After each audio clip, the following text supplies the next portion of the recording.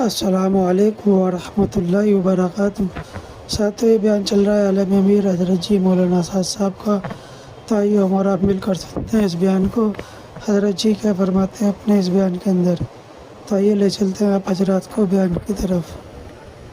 انتظار اور صبر کا کام یہ ہے کہ بکریاں چروا کر نبیوں کو صبر کا عادی بنایا گیا،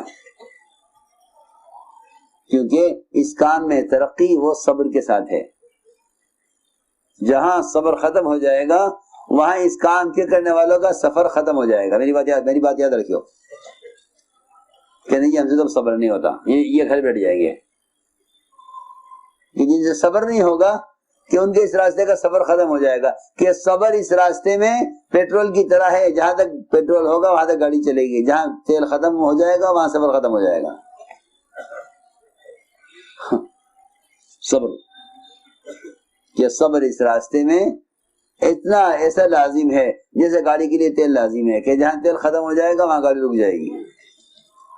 حضور اکرم صلی اللہ علیہ وسلم نے اپنے صحابہ کو صبر کا عادی بنایا، اپنے صحابہ کو صبر کا عادی بنایا۔ ایک صحابی ہیں ابو ذر غفاری رضی اللہ تعالی عنہ، مسیح میں لیٹے ہوئے تھے۔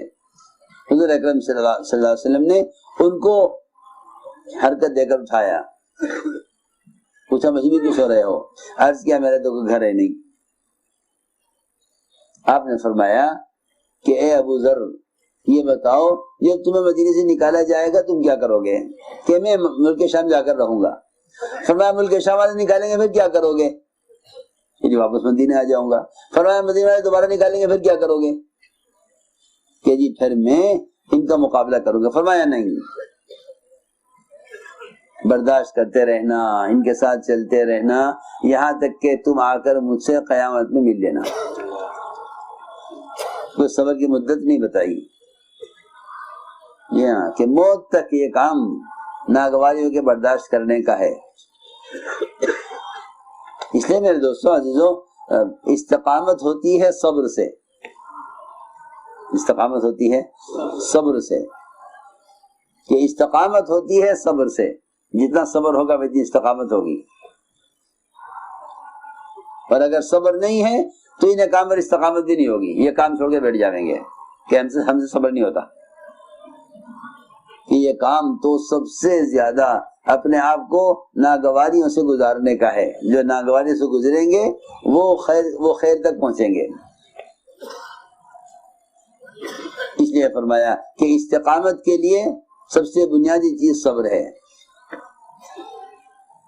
کہ تم ساتھیوں کی کڑوی کسیلی برداشت کرو اور ساتھیوں کی طرف سے آنے والی ناگواریوں کو اللہ کی طرف سے آنے والی ناگواریاں سمجھو، یہ اللہ کی طرف سے آئی ہے میری اصلاح کے لیے، یا میری تربیت کے لیے، یا میرے امتحان کے لیے۔ ایک صحابی نے عرض کیا حضور اکرم صلی اللہ علیہ وسلم سے کہ میں جنت میں آپ کا ساتھ چاہتا ہوں۔ جنت میں؟ جی ہاں، جنت میں آپ کا ساتھ چاہتا ہوں۔ آپ نے فرمایا تو پھر تو فقر و فاقے کے لیے اور تنگیوں کے لیے اور پریشانیوں کے لیے اور ناگواریوں کے لیے اور اذیتوں کے لیے کمر کس لو، کیا کر لو؟ اپنی کمر کس لو۔ ہمارا ساتھ ہونا اتنا آسان نہیں ہے کہ تم چلو خواہش پر اور ہمارا ساتھ چاہو، یہ نہیں ہوگا۔ جی ہاں، تم چلو خواہش پر اور ہمارا ساتھ چاہو، یہ نہیں ہوگا۔ سنو غور سے، عمر رضی اللہ تعالیٰ عنہ کے لیے عبداللہ بن عمر نے کھانا تیار کیا اور ان کو کھانے پہ روکا کہ آپ کھانا میرے ساتھ کھا لیں۔ عمر رضی اللہ تعالیٰ کھانا کھانے کے لیے بیٹھے، ایک لقمہ لیا کھانے میں سے اور ایک لقمہ لے کر روک لیا، ہاتھ روک لیا، اور فرمایا کہ میں اپنے دو ساتھیوں سے ملنا چاہتا ہوں۔ میرے دو ساتھی دنیا سے چلے گئے ہیں، ایک محمد صلی اللہ علیہ وسلم، دوسرا ابوبکر صدیق رضی اللہ عنہ، یہ دو دنیا سے گئے ہیں اور میں ان کے پاس پہنچنا چاہتا ہوں۔ ان تک پہنچنے کے لیے اگر میرا راستہ بدل گیا تو میں ان تک پہنچ نہیں سکوں گا۔ بیٹے نے کہا بجی کیا بات ہے، فرمایا دیکھو ان کا معمول یہ تھا کہ اگر دسترخوان پر 2 کھانے ہوتے آ گئے تو ایک کھانا صدقہ کر دیا، ایک استعمال کر لیا، مگر تم نے 2 کھانے جمع کیے ہوئے ہیں، میں کھانا نہیں کھاؤں گا، ایک لقمہ لے کر چھوڑ دیا۔ مومنین 2 کھانے کا ایک ہی تو کھانا ہے، سالن ایک ہی تو سالن ہے۔ فرمایا تم نے سالن کے اندر گوشت اور گھی دونوں جمع کیے ہوئے ہیں۔ سنو ذرا غور سے، کیا گوشت اور گھی؟ گھی مستقل کھانا ہے، مستقل لگان ہے، اور گوشت مستقل لگان ہے۔ لگان کہتے ہیں نا؟ ہاں جی ہاں، لگان، گوشت مستقل لگان ہے اور گھی مستقل لگان ہے۔ روٹی گوشت سے بھی کھائی جا سکتی ہے اور گھی سے بھی کھائی جا سکتی ہے۔ تم نے 2 سالن جمع کیے ہوئے ہیں، میں نہیں کھاؤں گا۔ بیٹے نے کہا امینین ایک ہی درہم میں گوشت اور گھی دونوں چیزیں آئی ہیں، میں نے زائد پیسے خرچ نہیں کیے گھی کے لیے۔ فرمایا کہ مسئلہ پیسے کا نہیں ہے، مسئلہ 2 کھانے جمع کرنے کا ہے، کیونکہ میں نے سنت میں یہ دیکھا ہے۔ اس سے ذرا اندازہ کریں ہم اپنے معیار زندگی کا اور اپنی خواہشات کا، کہ یہ کہ تمہارے نے ہاتھ روک لیا اور کھانا چھوڑ دیا۔ عبداللہ بن عمر نے کہا آج تو کھا لیجیے، آئندہ ایسے نہیں ہوگا۔ فرمایا جب آئندہ ایسا نہیں ہوگا جب کھا لیں گے۔ چھوڑ دیا کھانا۔ میں نے مثال دی ہے کہ ہم آپ پہنچنا چاہتے ہیں جہاں ہمارے 2 ساتھی گئے ہیں، یہ فرمایا۔ تو میں نے عرض کیا کہ سب سے بنیادی چیز وہ صبر ہے کہ اپنے آپ کو عادی کرو سنتوں کا، اس لیے کہ اس کام کے لیے منتخب ہونے میں سب سے بنیادی چیز اتباع سنت ہے۔ سمجھتے تھے داعی کی زندگی امت کے نمونہ ہے۔ تمہاری شادیوں کو، تمہاری زندگی کو لوگ دیکھیں گے، تمہاری عبادات بھی دیکھیں گے، تمہارا معاشرہ بھی دیکھیں گے، تمہارے معاملات بھی دیکھیں گے۔ ہاں یہ نہیں کہ تمہیں صرف چلے میں دیکھیں گے، کہ نہیں یہ تمہیں دکان پر بھی دیکھیں گے کہ یہ تجارت کیسے کرتے ہیں، دعوت کا کام کرنے والے تجارت کیسے، کیونکہ مدینہ منورہ کو ایسا بنایا گیا تھا کہ باہر سے آنے والا اکرام اور معاملات اور احسان اور مدینہ کا معاشرہ اور مدینہ کے معاملات، ان تمام چیزوں کو عملی طور پر دیکھتا تھا، پھر اسلام قبول کرتا تھا کہ ہاں یہ مذہب قبول کرنے قابل ہے، کہ ہاں یہ مذہب قبول کرنے قابل ہے، کیونکہ مسلمان ایسے ہوتے ہیں۔ تو میں نے عرض کیا کہ سب سے بنیادی چیز یہ ہے کہ اپنے آپ کو ناگواریوں کے لیے تیار رکھو، کہ اس کام سے جو ناگواریوں سے گزرے گا اللہ رب العزت اس کو اپنے اس کام کے لیے منتخب کریں گے، کہ اللہ اس کو اس کام کے لیے منتخب کریں گے۔ اس لیے سب سے بنیادی چیز وہ اپنے اندر صبر اور اپنے اندر ہمت پیدا کرنا ہے کہ میں ہر ناگواری سے گزروں۔ لوگ کہتے ہیں کہ یہ حالات ان کی طرف سے ہیں، نہیں، حالات تو اللہ کی طرف سے آتے ہیں۔ جو اپنے حالات کو بندوں سے جوڑ دیتے ہیں وہ بندوں سے لڑتے ہیں، حالانکہ اللہ حالات لاتے ہیں نوازنے کے لیے، اللہ حالات لاتے ہیں نوازنے کے لیے، ترقی و تربیت کے لیے۔ اس لیے میرے دوستوں بزرگوں، اللہ تعالیٰ کو کچھ صفات مطلوب ہیں کام کرنے والوں سے۔ میں شروع میں عرض کر دیا تھا میں نے کہ انتخاب اللہ کرتے ہیں اور اللہ رب العزت انتخاب کرتے ہیں صفات پر۔ اس لیے اس کام میں قبولیت کا تعلق قابلیت سے نہیں ہے بلکہ صفات و قبولیت سے ہے۔ ہاں یہ نہیں کہ آدمی قابلیت سے قبول ہو جائے گا، کہ نہیں، صفات و قبولیت سے اللہ کے یہاں قبول ہوگا۔ کہ اپنے اندر صفات و قبولیت پیدا کرو،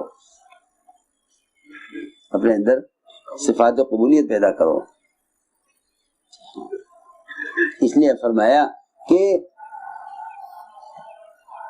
اس کام میں ترقی اور آگے بڑھنے کے لیے ایک دوسرے کا تعاون کرو،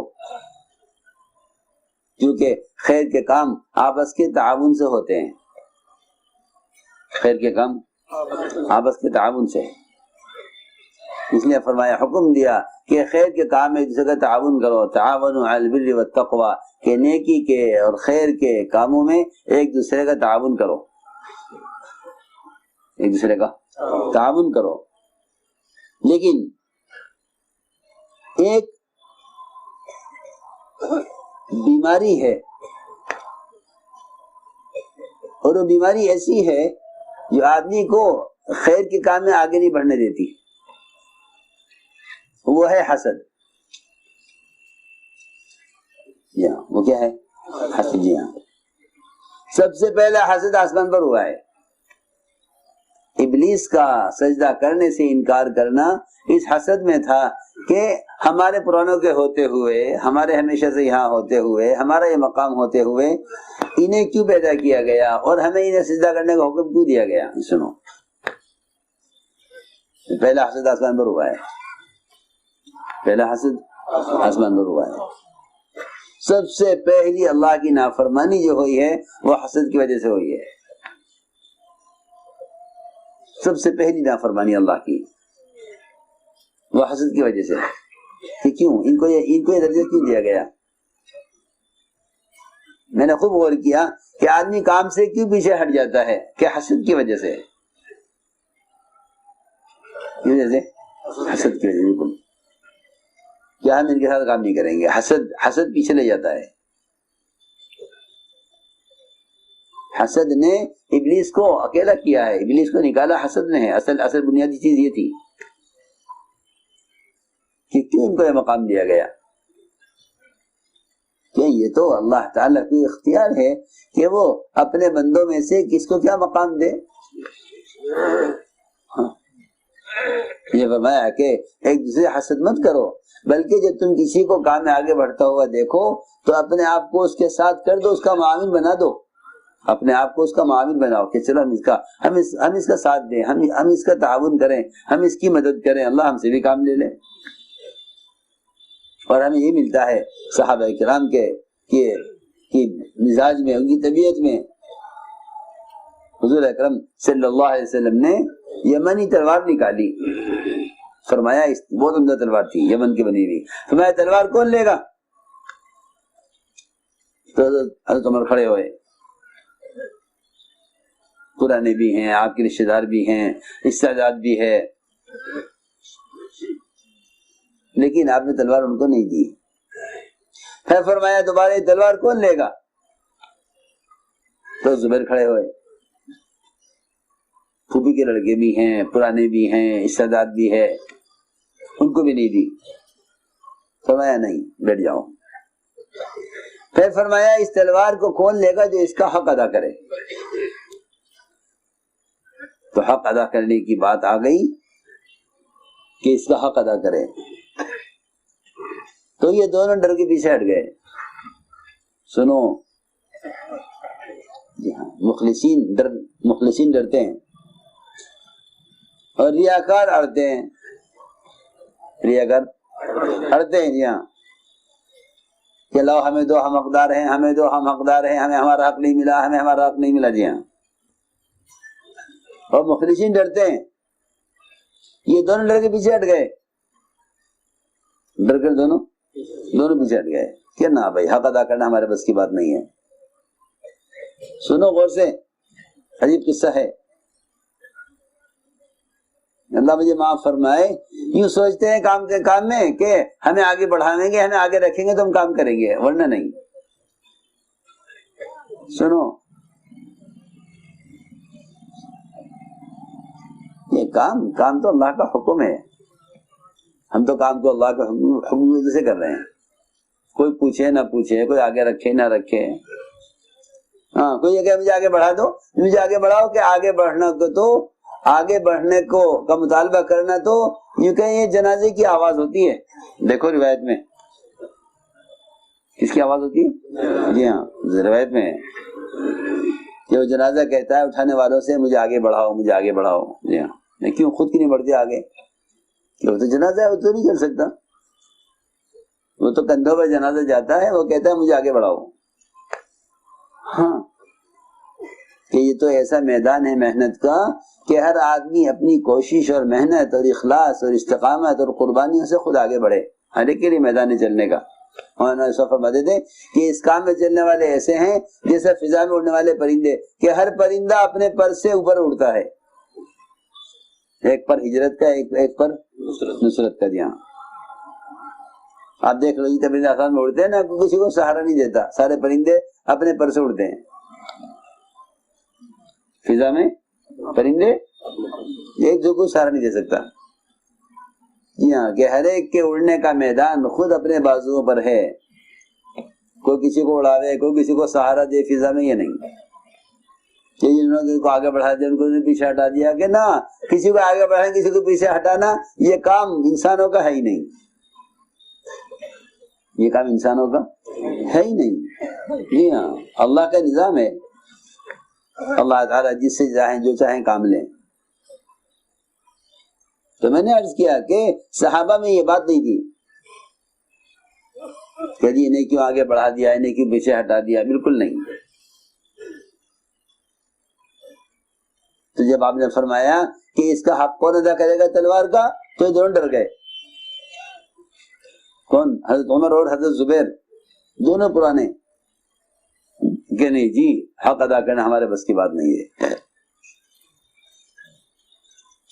ابو دجانہ ایک صحابی ہے، وہ کھڑے ہوئے، عرض کیا کہ ہاں یہ تلوار مجھے دیجئے، میں اس کا حق ادا کروں گا۔ آپ نے تلوار ان کو دے دی۔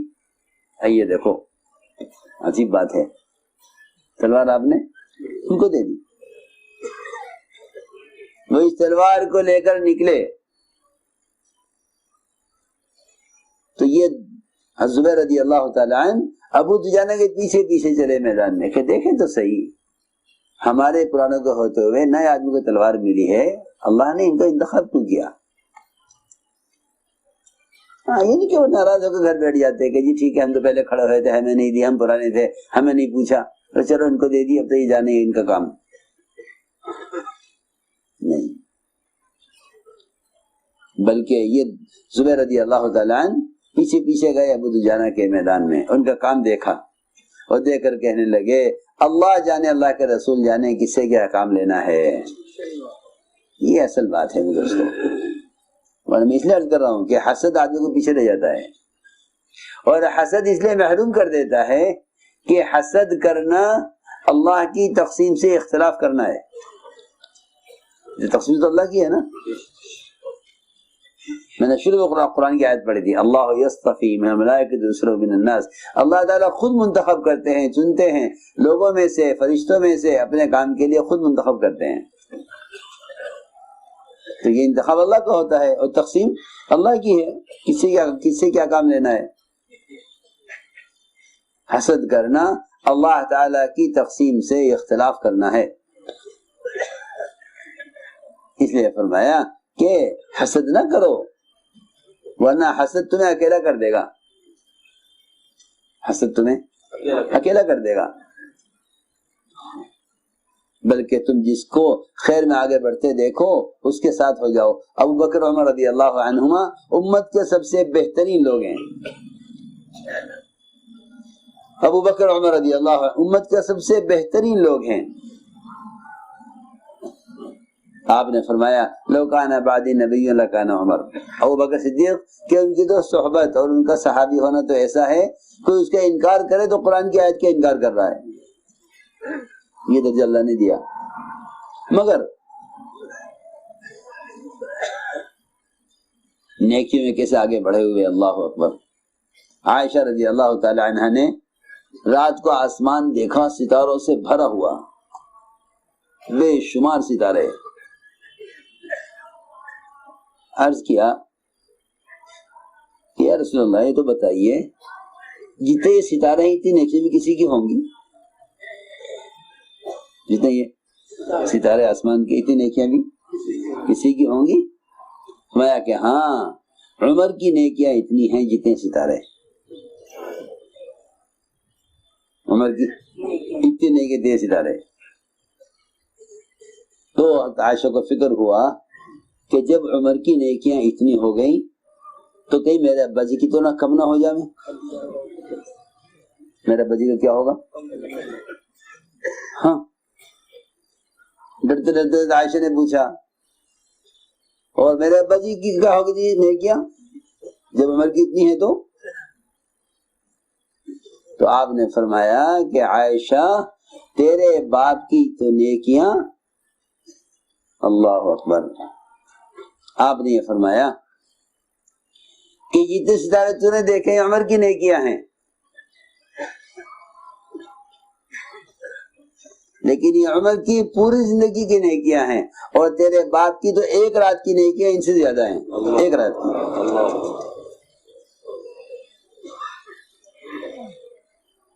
ایک رات کی نیکیاں تم فرمایا کرتے تھے کہ عمر اور آل عمر کی قیامت تک کی سارے اعمال کی اور ساری زندگی کی نیکیاں ابو بکر کی ایک رات کا مقابلہ نہیں کر سکتی۔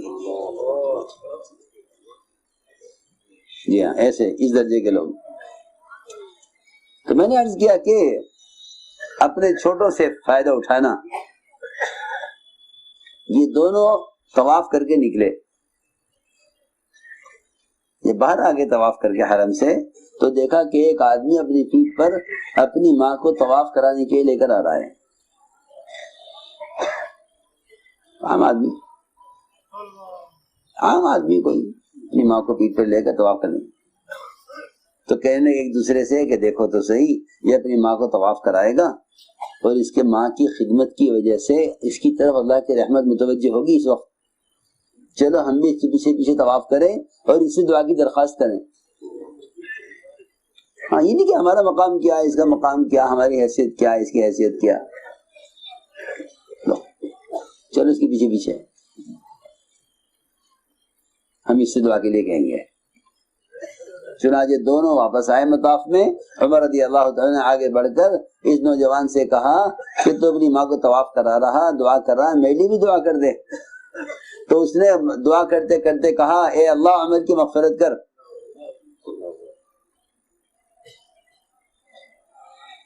نوجوان نے ماں کو طواف کراتے کراتے حضرت عمر کے لیے بھی دعا کر دی۔ جی ہاں، ایک عام آدمی سے دعا کی درخواست کرنے کے لیے واپس پلٹ کر آویں، بتاؤ وہ میدان، محنت کے میدان میں، مشوروں میں، کام کے تقاضوں میں ساتھیوں کو چھوڑ دیں گے؟ جی ہاں، اتنے بڑے ہو کر ایک عام آدمی سے دعا کی درخواست کرنے کے لیے واپس آ رہے مطاف میں کہ چلو اس کے پیچھے پیچھے اس سے دعا کے لیے کہیں گے۔ تو میں نے ایک بات، بنیادی بات عرض کی ہے کہ یہ کام اجتماعی کام ہے، یہ کام اجتماعی کام ہے اور اللہ لینے والے ہیں۔ مولانا ایسا فرماتے تھے اللہ نے ابابیل سے ابرہہ کے لشکر کو ختم کرنے کا کام لے لیا، حالانکہ بہت کمزور پرندہ ہے، ابابیل بہت کمزور پرندہ ہے، بہت کمزور ہے، سارے پرندے زمین پر بیٹھ کر اڑ جاتے ہیں، لیکن یہ ایسا ہے اگر یہ گر جائے زمین پر تو اس سے اٹھا نہیں جاتا،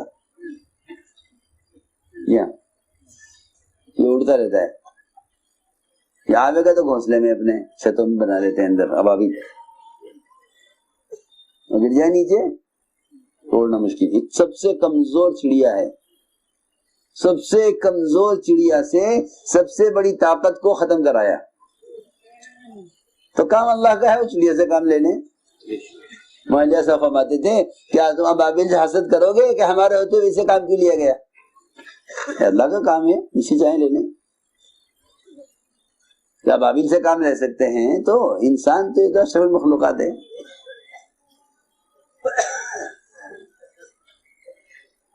اس لیے میں نے عرض کیا کہ یہ کام ایک دوسرے کا تعاون کرنے کا ہے، کہ ساتھی ایک دوسرے کا تعاون کیا کریں کہ آؤ ان کا ساتھ دو، آؤ ان کی مدد کرو، آؤ ان کے ساتھ چلو۔ یہ نہیں کہ اگر یہ تو کریں گے تو ہم ہی کریں گے، یہ نہیں، صحابہ کی زندگی میں یہ نہیں ملتا۔ اس لیے فرمایا ولا تحاسدوا، حسد نہ کرو، آپس میں ایک دوسرے سے پیٹ نہ پھیرو، آپس میں ایک دوسرے سے نفرت مت کرو، تاکہ تمہاری اجتماعیت باقی رہے، تمہاری اجتماعیت باقی رہے۔ جی ہاں، اجتماعیت کے اصول ہیں، یہ اجتماعیت کے اصول ہیں کہ ایک دوسرے کا تعاون کرو گے تو اجتماعیت باقی رہے گی۔ ایک دوسرے کا تعاون کرو گے تو اجتماعیت باقی رہے گی. ایک دوسرے کا تعاون کرو خیر کے کاموں میں، کیونکہ خیر کے کام آپس کے تعاون سے ترقی کرتے ہیں. اور دنیا سے اللہ کو نفرت ہے کہ دنیا کے کام ایک دوسرے کے مقابلے سے ہوتے ہیں. حکومت کا حکومت سے مقابلہ، تاجر کا تاجر سے مقابلہ، زمیندار کا زمیندار سے مقابلہ. دنیا کے کام سارے آپس کے مقابلے سے چلتے ہیں، اور دین کے کام آپس کے تعاون سے، آپس کی دوسرے کی مدد سے چلتے ہیں.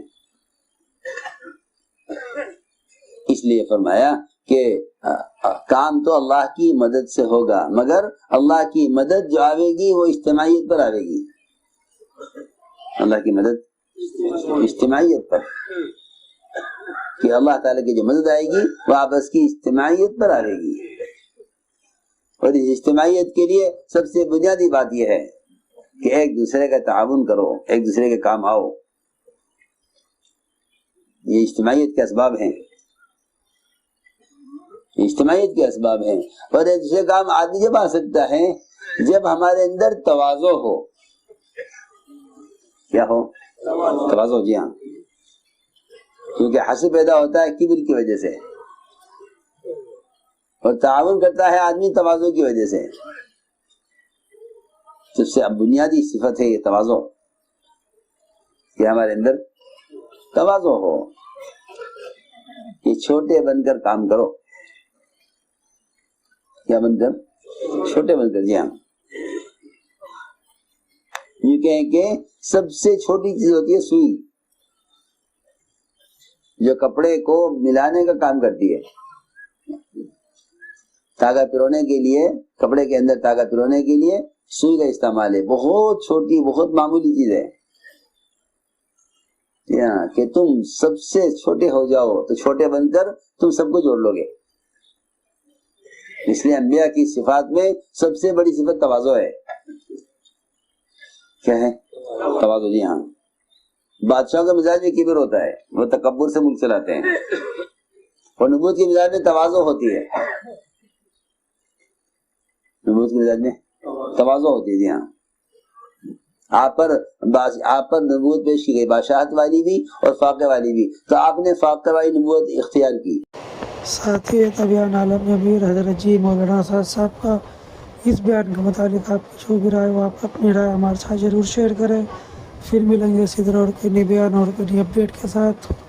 جب تک آپ حضرات اپنی دعاؤں میں ہمیں یاد رکھنا.